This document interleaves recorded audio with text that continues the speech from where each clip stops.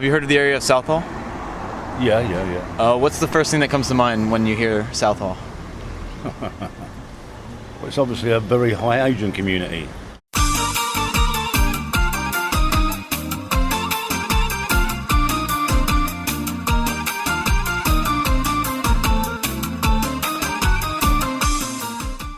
I'm Vanda Foster. I'm the curator of Gunnersbury Park Museum, and that's the local history museum for the whole borough of Ealing and the whole borough of Hounslow.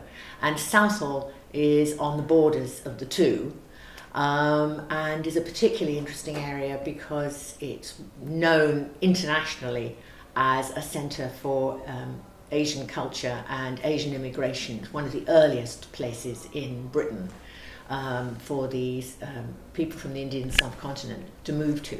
They started coming in the 50s.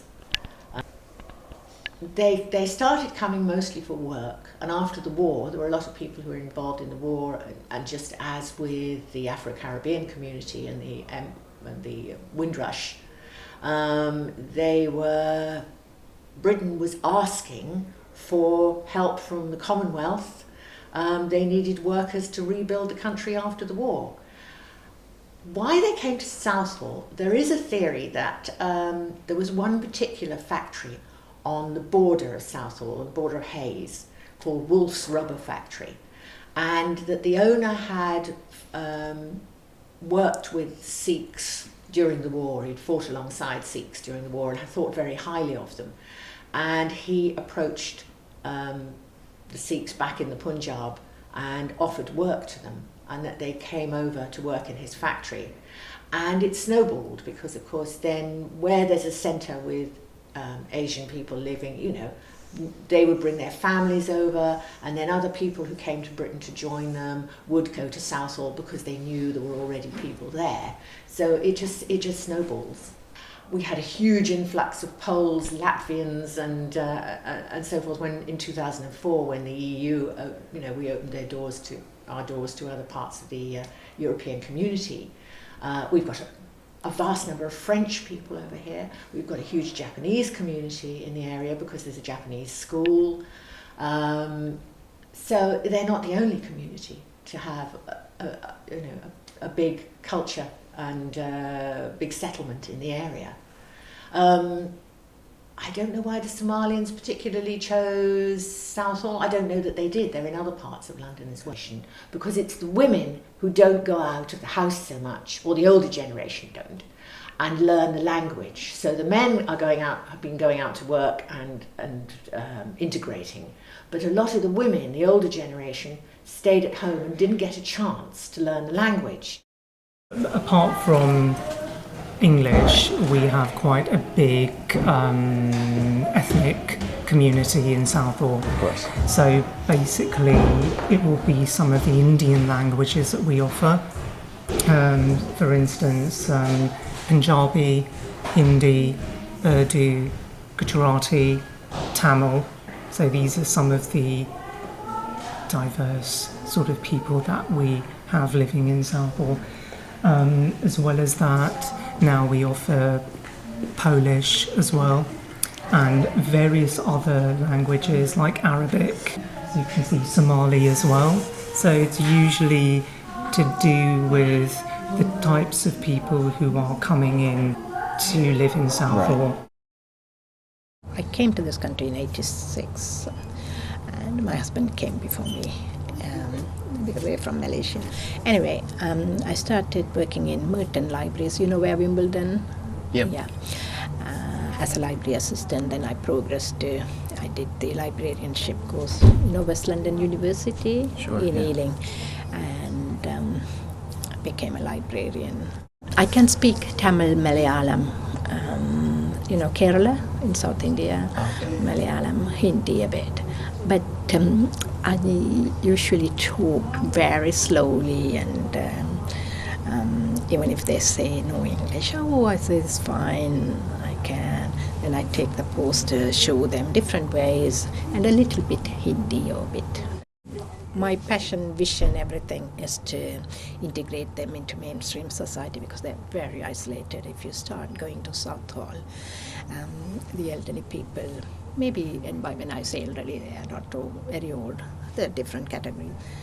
They don't speak a word of English. If I say we are running free English classes, no English, no English. So I have to overcome all that. It's a challenge. So that kind of work. So in order to meet these people, I go to places of worship, day centers, drop-in centers, and wherever, immigration advice places, primary schools, kind of. So that's how I bring them, address their needs by providing the language, stock, whatever. Some parents who I recent arrivals, when I go and talk to them, I advise them, when you go to parents' evening, you need to talk to the teachers. Yeah, you can't have translators or interpreters. So they listen. So many people wanted to join English classes, healthy eating classes. Wherever you go, you learn English. Yeah, so this is what I tell them. But with Punjabi, Urdu-speaking people, I can't talk to them like that. So the Somali people have lots of difficulties, communication, and it's very, very difficult to understand because the cultural, they are not rude, but they don't say thank you. That kind of problems. So people think they're very rude. And I think it's basically a cultural difference. Sometimes I feel that way. So the primary schools trying to work with several other organizations, including libraries. They have coffee morning. I attend their coffee morning. So my main focus now is Somalis. My name is Amal. I'm from Geneva, Switzerland, but originally from Somalia. Oh, okay. And I'm here to learn English. I speak Somali, my mom's language. I speak English, my second language. As well, we can say Italian. Oh. And now I'm learning English. Okay. Sometimes it's quite hard when I have to learn the grammar, kind of these things, But otherwise, I really like to learn English. I really enjoy this language, so it's fine. I want to go to university here, so that's why I have to learn English, and I have to pass some tests before to go to university, so yeah, I have to learn. To be honest, in Southall, maybe it's not good what I'm saying, but the people don't speak English for me. For me, they speak almost Indian or Somalian, or I don't know, but for me it's not that good English. We have students from abroad. Majority are from South America, Brazilian. Okay. The reason is because they don't need a visa to come here to UK. They can come up to 6 months as a tourist, but they come as a student visitor visa. They have a student visitor visa when they arrive in UK. We have also local students who are Somalian or those who has a European passport. The Brazilian, I guess they adapt pretty well in their the culture, and also learning because the vocabulary and the way to write is the same as English, while Asian people, they have difficult in writing. So they are slow in doing the exercise in the class because in their language is quite like drawing, and here they have to write. So Japanese, Korean, they have certain difficulty to write. Where are you from? Brazil. So you spoke Portuguese in Brazil? Yes, I just spoke Portuguese in Brazil. So how long have you been here for? Here? Yes. 2 months. Oh, okay. Yes. How are you liking the English? Yeah, it's good. I've been good, I think, yes. It's difficult though? Yeah, it's really difficult, yes, but it's necessary, yes. So what are you learning it for? Why is it necessary? Work in Brazil needs no English. What's your job there? No, I don't work in that. Yes. You're a student? Yeah, they just study. Yes. In high school. So how old are you now? 18. Oh, okay. 18 years. Every people here is Brazil. You're from Brazil. You're Yes. all from Brazil? Yes, all from Brazil. The course is elementary. Elementary. Yes. Now in Brazil, I already learned English in school, and here is the first time outside Brazil. Yes. Okay, my name is Agnieszka Wiosowska. As you can hear from my accent, I'm not English, not even British, I'm Polish. Oh, really? I've been teaching here since September 2007.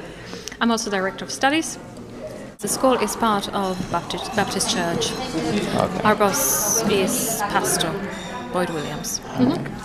We base methods on, we use different methods, but mostly the ones that they teach you on a CELTA course. So, modern, communicative approach, basically. Recently we've had students from Brazil, mainly, but of course we have local students, mostly Somali. We used to have quite a lot of Indian students. And we do trips. We do trips to various places of interest. On Wednesday we're going to Central London. We're going to Natural History Museum.